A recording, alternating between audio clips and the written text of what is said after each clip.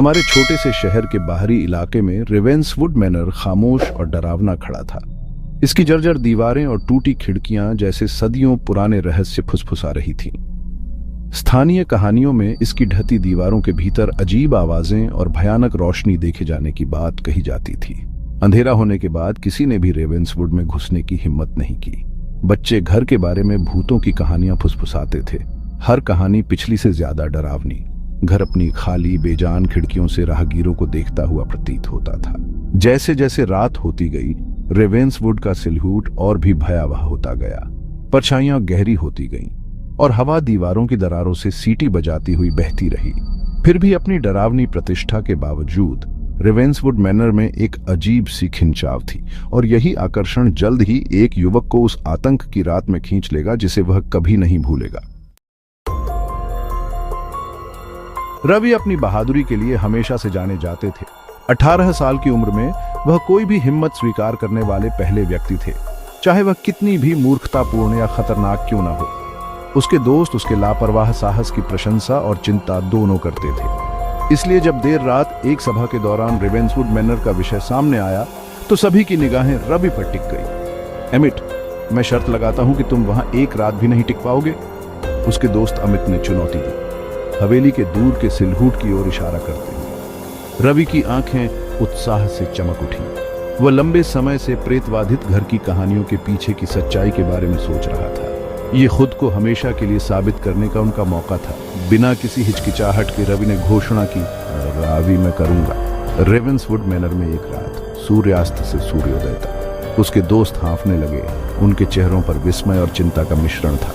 अगले दिन जैसे ही सूरज डूबने लगा, रवि रेवेंसवुड मैनर के जंग लगे फाटकों के सामने खड़ा था। एक गहरी सांस लेते हुए उसने चरमराते हुए गेट को धक्का दिया और घर की ओर जाने वाले ऊंचे रास्ते पर कदम रखा। जैसे ही रवि हवेली के पास पहुंचा, ढलते सूरज की रोशनी ने उपेक्षित मैदान में लंबी परछाइयां डाली। उसके पैरों के नीचे खरपतवार चरमरा गए और कंटीली लताएं उसके कपड़े फाड़ने के लिए पहुंचती हुई प्रतीत हुई। हर कदम के साथ हवा ठंडी होती गई, जिसमें सड़न की गंध आ रही थी। रवि ने खुद को याद दिलाते हुए कांपना दबा दिया कि डरने की कोई बात नहीं है। वह भव्य सामने वाले दरवाजे पर पहुंचा, जिसकी नक्काशी अब खराब हो चुकी थी और मुश्किल से दिखाई दे रही थी। एक गहरी सांस लेते हुए रवि ने पीतल के कलंकित हैंडल को घुमाया। उसे आश्चर्य हुआ कि दरवाजा आसानी से खुल गया, मानो उसका स्वागत कर रहा हो। वह अंदर कदम रखा। उसकी टॉर्च की रोशनी अंधेरे से कट रही थी। प्रवेश कक्ष गुफाओं जैसा था, जो परछाइयों और गूंज से भरा हुआ था। टॉर्च की रोशनी में धूल के कण नाच रहे थे और हर कोने को मकड़ी के जाले ने सजा रखा था। खामोशी में रवि के कदमों की गूंज जोर से गूंज उठी, जिससे उसे अपने अकेलेपन का एहसास हुआ। एक पल के लिए सब कुछ शांत था, बहुत शांत। उसे क्या पता था कि शांति अब टूटने वाली है। जैसे ही रवि धूल भरे गलियारों से होकर गुजरा, वह यह एहसास नहीं दूर कर सका कि उसे देखा जा रहा है। फर्श के तख्तों की हर चीख, उसके कपड़ों की हर सरसराहट दमनकारी सन्नाटे में बढ़ी हुई लग रही थी। उसने तलाशने पर ध्यान केंद्रित करने की कोशिश की। अपनी टॉर्च की रोशनी लंबे समय से छोड़े गए कमरों में चमकाई। अचानक उसके कान के पास एक धीमी फुसफुसाहट आई। रवि दिल तेज धड़कते हुए घूमा, लेकिन उसे कुछ दिखाई नहीं दिया। रवि, बस हवा है, वह खुद को समझाने की कोशिश करते हुए बुदबुदाया। रवि की हथेलियां पसीने से तर हो गईं, क्योंकि उसने टॉर्च को और कसकर पकड़ लिया था। डर के मारे रवि को एहसास हुआ कि एक फुसफुसाहट बाकियों से अलग है। विस्पर, रवि। जैसे ही रवि फुसफुसाते हुए स्वरों से पीछे हटा, उसने खुद को एक ऐसे स्थान पर पाया जो कभी एक भव्य बैठक कक्ष रहा होगा। चांदनी गंदी खिड़कियों से छनकर फर्श पर अजीबोगरीब पैटर्न बना रही थी। एक पल के लिए उसने सोचा कि वह सुरक्षित है, लेकिन फिर उसने उसे देखा, एक परछाई जो दीवार के खिलाफ हिल रही थी, किसी भी दृश्य स्रोत से स्वतंत्र। दिल तेज धड़कते हुए रवि ने देखा कि परछाई दीवार से खुद को छीलती हुई प्रतीत हो रही है। यह मुड़ा और लिखा, लगभग मानवीय आकार ले रहा है। अन्य परछाइयां उसमें शामिल हो गईं, जो कोनों और फर्नीचर से अलग हो गईं। वे कमरे के चारों ओर नाचते और घूमते थे। उनकी हरकतें झटकेदार और अप्राकृतिक थीं। रवि जम गया। उसकी आंखों पर विश्वास नहीं हो रहा था। एक परछाई दूसरों से अलग हो गई, भयानक उद्देश्य से रवि की ओर सरक गई। वह उस पर उसकी ठंडी खाली निगाहों को महसूस कर सकता था, हालांकि उसकी कोई आंखें नहीं थीं। घुटन भरी चीख के साथ वह कमरे से बाहर भागा। परछाइयों का बर्फीला स्पर्श मुश्किल से उसे याद आ रहा था। रवि घर के चारों ओर आंख बंद करके दौड़ा। अब उसे अपने अभिमान या हिम्मत की परवाह नहीं थी।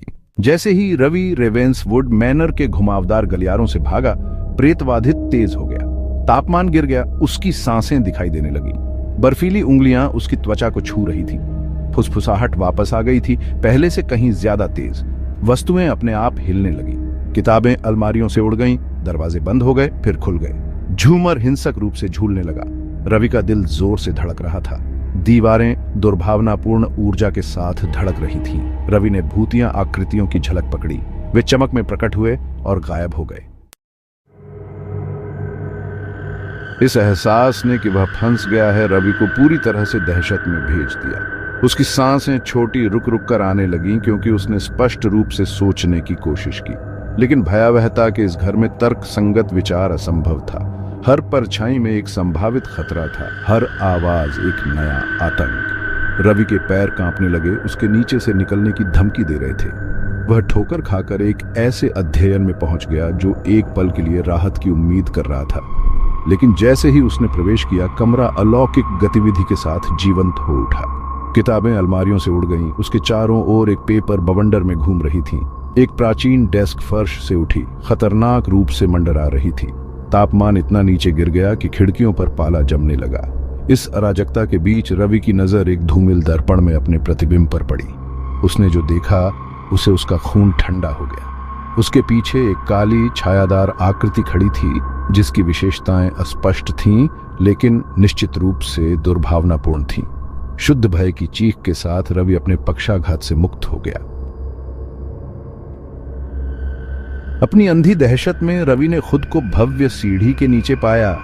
किसी भी तरह से बाहर निकलने के लिए बेताब, वह 2 बार में सीढ़ियां चढ़ने लगा, लेकिन सीढ़ी के दूसरे विचार थे।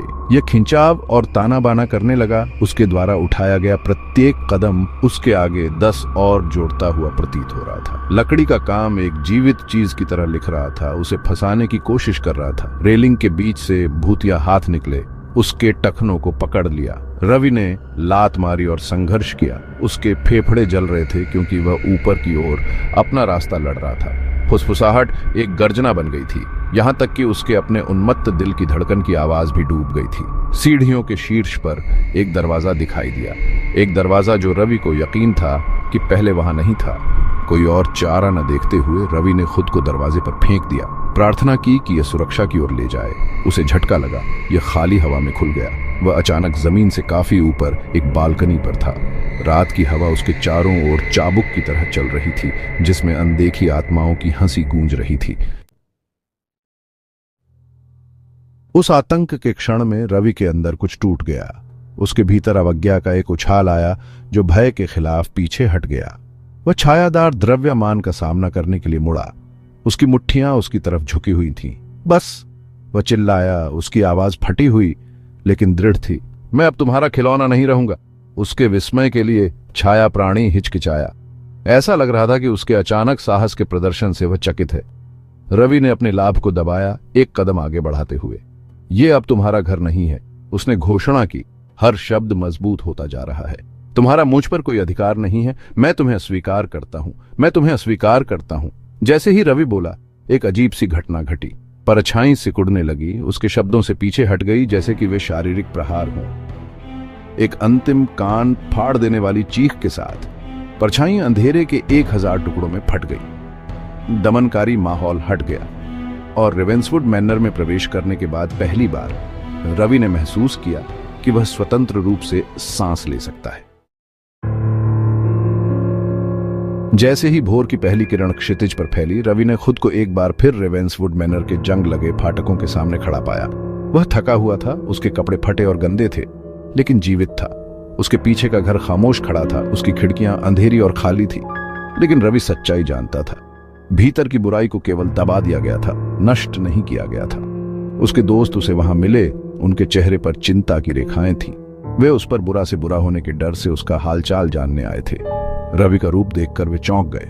वह ऐसा लग रहा था जैसे एक ही रात में उसकी उम्र सालों बढ़ गई हो। जब उन्होंने पूछा कि क्या हुआ था तो रवि केवल अपना सिर हिला सका। उस दिन से रवि रेवेंसवुड मैनर में प्रवेश करने वाले किसी भी व्यक्ति का सबसे मुखर विरोधी बन गया। कुछ जगहों को अछूता छोड़ देना ही बेहतर है, वह कहेगा, लेकिन अब अंधेरी रातों में जब हवा ठीक से चलती है तो स्थानीय लोग कसम खाते हैं कि वे पुराने घर से एक नई आवाज सुन सकते हैं। फुसफुसाहट या चीख नहीं, बल्कि एक उद्दंड आवाज की गूंज हमेशा के लिए परछाइयों को दूर रखती है।